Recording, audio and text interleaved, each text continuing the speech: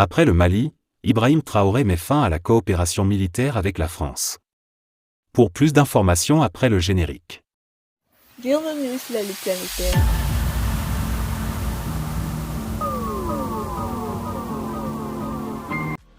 Mais tout d'abord, avant de commencer, n'oubliez pas de vous abonner et activer la cloche de notification, car cela vous permettra de ne plus manquer les prochaines vidéos. Let's go!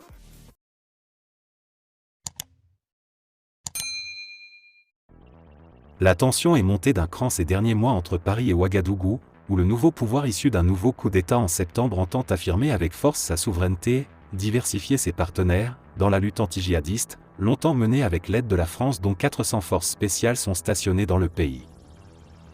La Russie est un choix de raison dans cette dynamique, et nous pensons que notre partenariat doit se renforcer, a souligné samedi le Premier ministre burkinabé Apollinaire Kyelem de Tambla, à l'issue d'une entrevue avec l'ambassadeur de Russie Alexei Saltykov.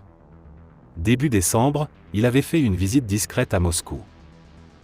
Le précédent malien est dans toutes les têtes.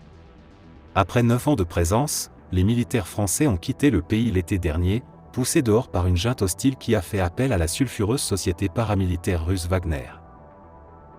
En coulisses, la junte burkinabé assure à Paris qu'elle ne compte pas s'adjoindre les services de Wagner, dont une équipe de liaison est venue prospecter au Burkina riche en ressources minières, selon plusieurs sources françaises. Pour l'heure donc, les forces spéciales de l'opération Sabre restent dans le pays. Mais leur départ à terme est anticipé, et serait acté sur le champ si le président actuel, le capitaine putschiste Ibrahim Traoré, s'associait aux mercenaires russes qui pourraient lui fournir une garde prétorienne pour se maintenir au pouvoir. Repli au Niger ? D'après deux sources proches du dossier consulté par l'AFP, l'option privilégiée serait alors de redéployer ses forces spéciales dans le sud du Niger voisin, pays où sont déployés près de 2000 militaires français.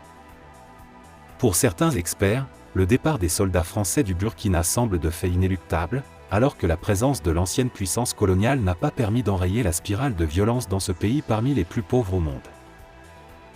Il y a une évolution profonde au Sahel, celle d'un sentiment anti-français de plus en plus important qui concerne non seulement certaines élites mais encore des franges, parfois importantes, des opinions publiques dans les grandes villes, souligne Alain Antil, expert à l'Institut français des relations internationales, IFRI.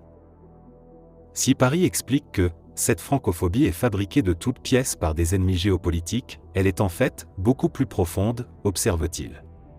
Les gouvernants africains sont obligés d'en tenir compte, souligne le chercheur, jugeant probable que la présence militaire au Sahel se réduise fortement à terme.